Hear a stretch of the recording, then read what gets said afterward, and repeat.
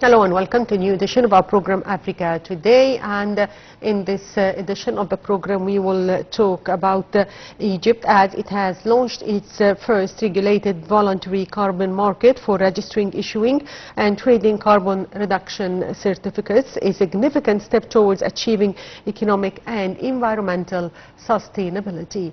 And today we are joined by Dr. Magdy Allam. He is an environmental expert and he's going to talk to us more about this issue. Good afternoon, Dr. Magdy.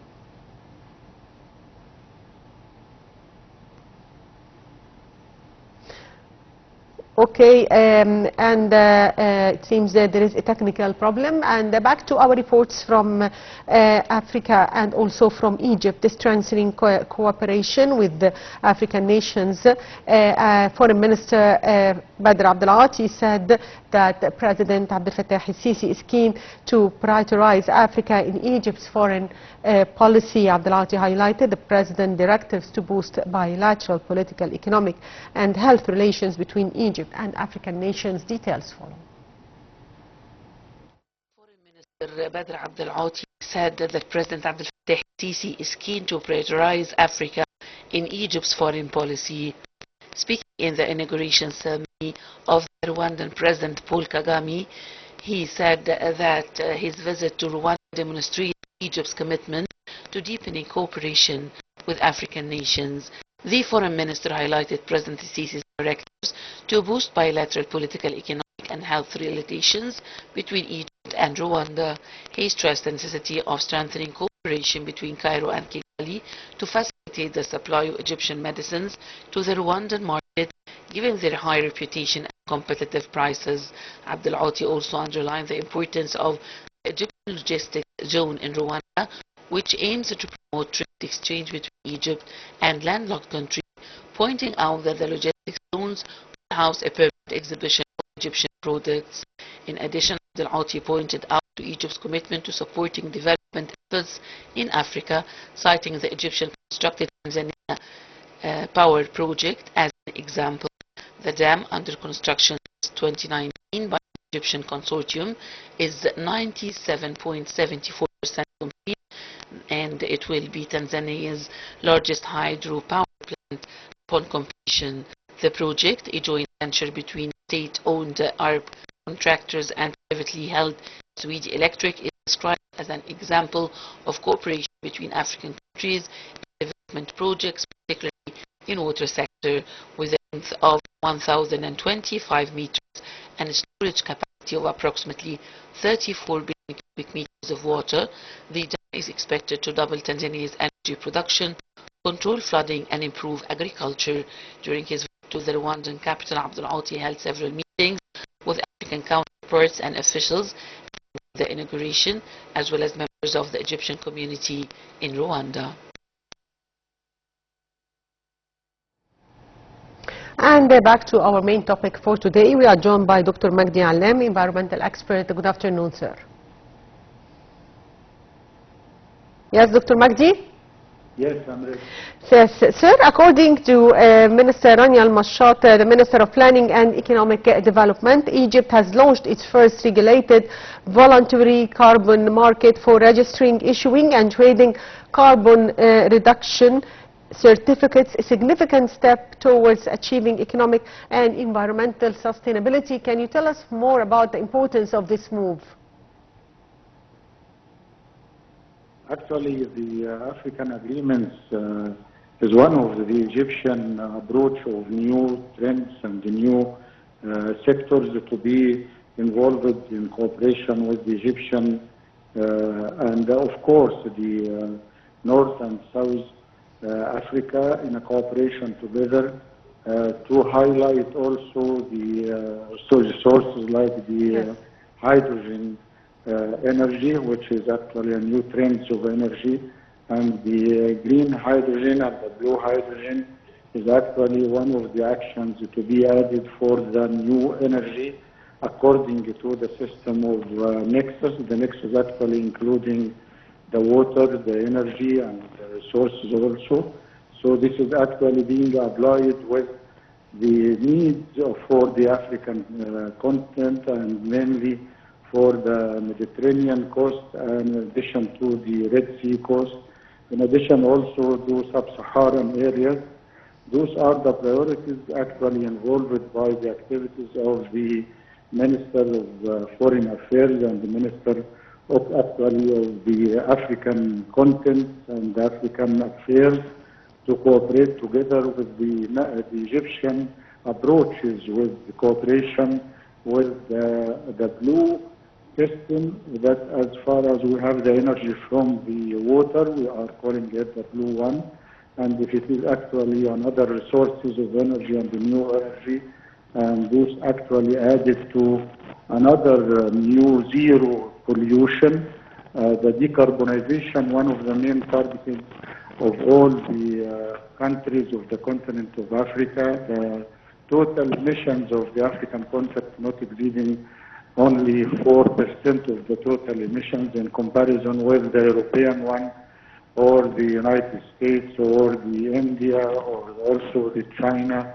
Those are the 20 countries who are responsible for the increasing of carbon, and we are together, the Egyptian government, in addition with the partners in China and other countries, to go to have a new and renewable energy sources, overcoming the shortage in some countries and overcoming also the pollution that we are committed in the 27 NGO, the 27 meetings have been held in Cairo, and actually there was a financial fund for the new trends, actually for the damage losses, and the damage losses also being nowadays compensated by some new items for financing the poor and the middle countries also.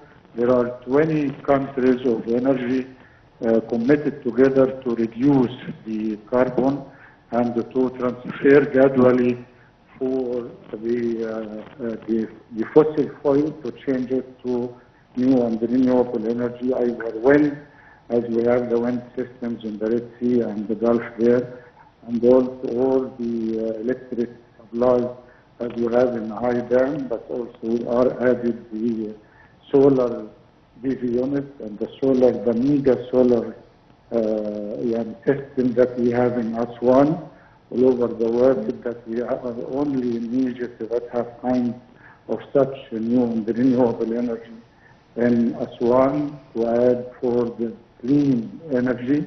In addition to this, actually, the cooperation with the African countries who have some bilateral agreements with the Minister of Foreign Affairs and also with other counterparts of the Egyptian government and experts to deal with the new trends of blue energy. The blue energy has being taken from the water itself, so we are dividing it, the hydrogen and the water, and the division of the hydrogen being taken nowadays. We have 5 companies already have agreement with the Suez Canal Authority.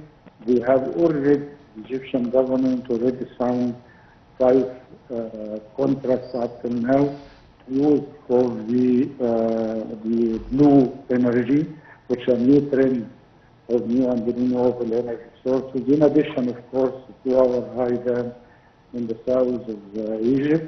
The high dam also is still giving Egyptian energy up to more than 48% of the total energy sources of Egypt. Yeah.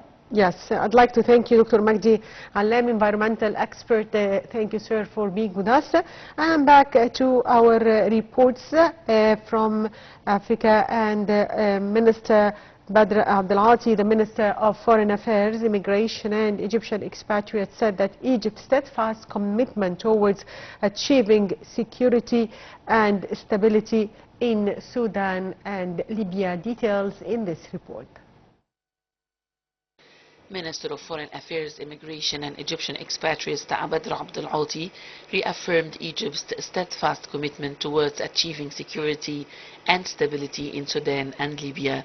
According to the Foreign Minister's statement, Abdel Auti remarks came during his meeting with some African leaders on the sidelines of his visit to Rwanda.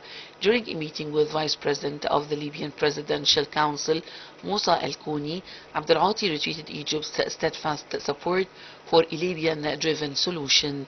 He underscored Cairo's ongoing support for Libyan national institutions to hold simultaneous presidential and paramilitary elections under a unified government to ensure Libya's security and stability. During the meeting, the Foreign Minister also stressed the need to continue efforts to advance the settlements process and preserve Libyan ownership. The discussions also touched on the necessity to disband militias and ensure the withdrawal of all foreign forces, fighters and mercenaries from Libya within a specific time frame in line with relevant international resolutions. Furthermore, Abdel Auti reaffirmed to the chairman of Sudan's Transitional Sovereignty Council, Abdel Fattah al-Burhan, Egypt's continued support for Sudanese national institutions, unity and territorial integrity, stressing non-interference in its internal affairs. During the meeting, the Foreign Minister emphasized Cairo's commitment to responding to the humanitarian and relief needs of the Sudanese people. The meeting also addressed efforts to achieve peace and stability in Sudan, with Abdel Auti underscoring Egypt's ongoing efforts to help the Sudanese people overcome the crisis and achieve their aspirations.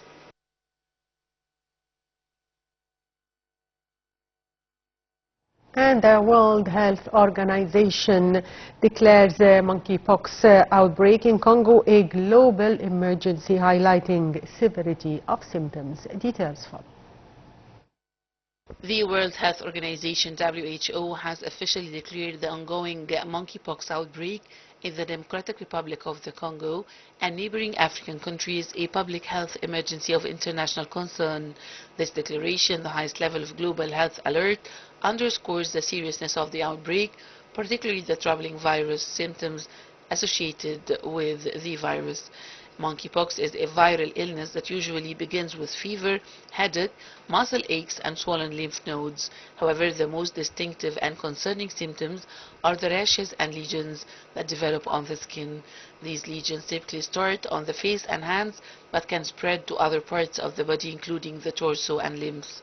The lesions progress through several stages, beginning at flat spots that evolve into raised bumps filled with clear or yellowish fluid, before eventually crusting over. This entire process can take several weeks. A person infected with monkeypox is considered contagious from the worst of the symptoms until the lesions have fully crusted over, the scabs has fallen off, and the new skin has formed. Transmission of the virus occurs mainly through large respiratory droplets, direct contact with body fluids, skin lesions, or contaminated materials such as clothing or bedding. This makes close physical contact with an infected person, particularly during the stage when the lesions are open or sweeping, a significant risk factor for spreading the disease. Since January 2023, the DRC has reported over 22,000 suspected monkeypox cases, with more than 1,200 deaths attributed to the virus.